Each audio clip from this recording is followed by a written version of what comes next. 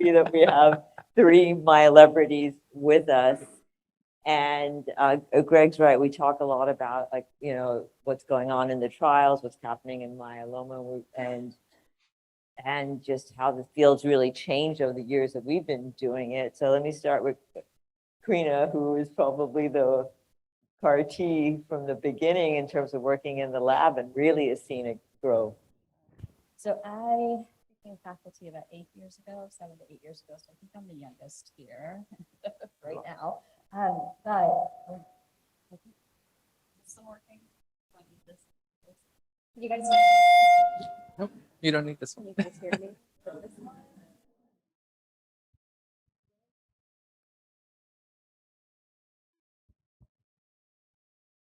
about that. So when I first started as a fellow, again, about 10, 11 years ago, VRD was the thing that everybody was doing. It was the new thing that we were excited about. We had, this bortezomib, which was like more targeted to proteins in myeloma patients, and it was great. But at the same time, when I was a fellow, sorry. Can you guys hear me now? Okay. So chemo and targeted chemo was becoming a big thing, and that was exciting, but there's still side effects and we weren't curing people.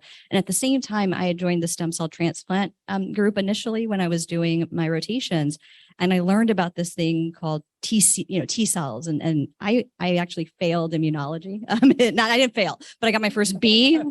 A B is failing for me, right? My mom put that in my head. But I got a B in immunology in med school, and I was like, oh, I don't know what I'm doing. And then when I saw T cells that could actually kill cancer cells with solid tumors, this was actually in children with sarcoma.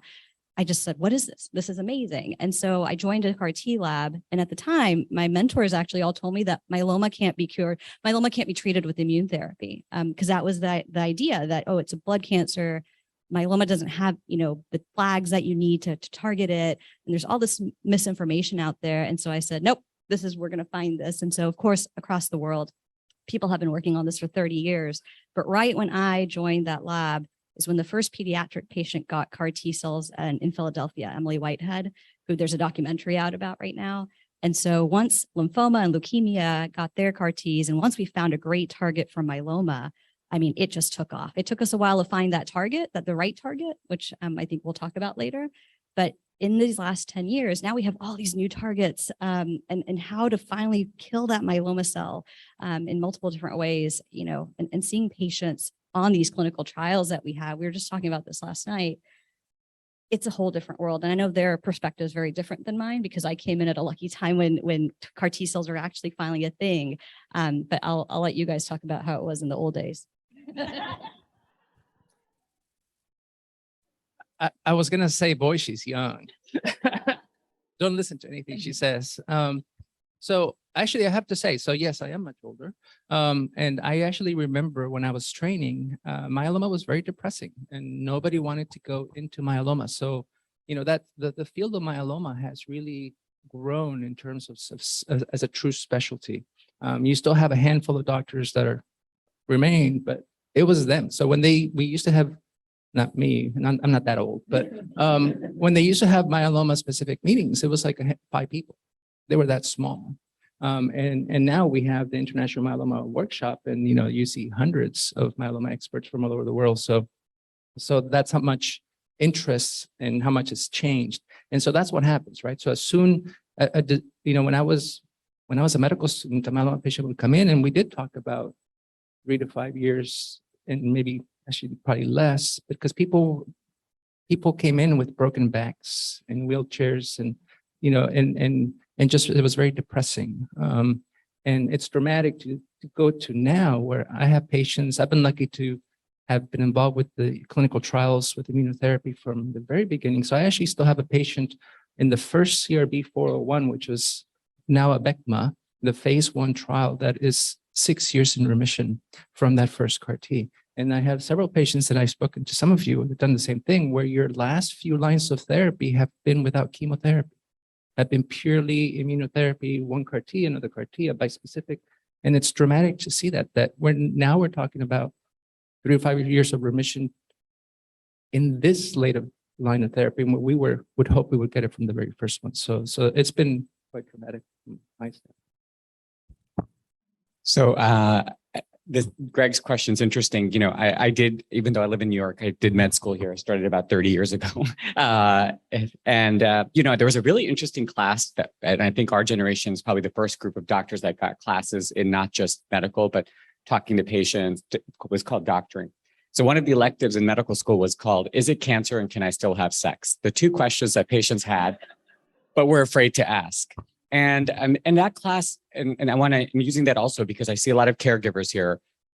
You learn that in the first visit with a doctor about cancer, 50% of the information goes in one ear and out the other, because the patient is coping with the emotional diagnosis and all the medical information is not being retained. So the presence of a caregiver is so helpful. And that's point number one. Point number two, when we talk about these statistics, you know, outcomes with any disease are always, and I think this is a theme you're going to hear, depending on patient factors like age, other medical issues, disease factors like your stage, your genetics, and treatment factors. So when we make these blanket statements about 3 to 5 years, it doesn't make sense if you look at that rigorously, right? So how does that encompass all of that complexity of patient, disease, and treatment factors? And secondly, statistics are always applying to these kinds of median survivals or always populations of patients, never an individual. So whenever I don't spend too much time on these types of numbers, even 30 years ago versus now. And I do say, you know, at a high level, this is what we can expect, but please remember that these numbers are never written in stone. Any doctor who tells you this is how much you're going to live, you should throw that out the window because we don't know. And as an example, I was just discussing this.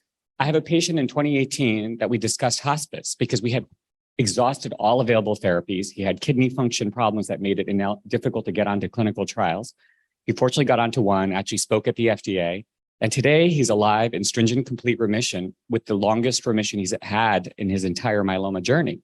And so what do we know, right? We're talking about hospice in 2018 and now he's great. And he actually, it's interesting, he had some existential crisis and I think he did some risky behaviors financially and otherwise. And so he has other issues to deal with, but myeloma is not the issue. And so just to close, I think in the next 3 to 5 years, it's going to be dramatic. I mean, we're seeing remissions with these T-cell redirection therapies, which we're going to talk more about, that are unprecedented, game changers, right? And so I think it's super exciting to see not only more patients get access to this, but also as they move up earlier, because, you know, people want everything like yesterday, but we do need to go in a stepwise fashion because when you don't have longitudinal long-term data, we don't know the complete safety profile of these agents. And especially when you're comparing them head to head with tried and true things that have been proven, we have to maintain equipoise and, you know, get that data. But I think it's a really exciting time and I hope we'll be out of business.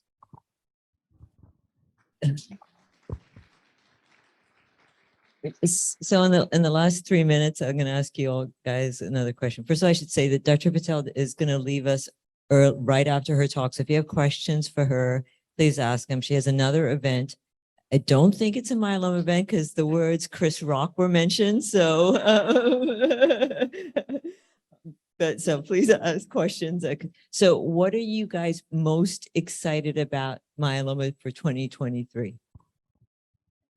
Combination immunotherapy to cure it for everybody. I mean, 2023 might be early, but I'm the young one that's really optimistic. So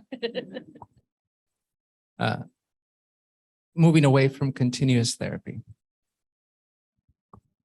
I would echo, I think giving broader access of these therapies to patients, but also earlier. And as a result, giving what we call treatment-free intervals, right? So, and there's some abstract just came out for Annual Society of Hematology. One of the bispecifics that is the only one of the few that has discontinued therapy. And the patients who were in remission are doing great. And so we have historically, and partly this is just a shout out to nonprofits like HealthTree. If you just leave it to industry, and we cannot dismiss, there's amazing industry sponsors here that would not have made this drug development possible. But to discontinue therapy requires patient advocacy, nonprofits, academia, and pharmaceutical companies to work together. And we finally have examples that you can discontinue therapy safely. Don't go running out and ask your doctor to stop everything tomorrow. But it's really an exciting time that, you know, not everybody needs to be treated forever. Just in case you were wondering who likes to talk the most.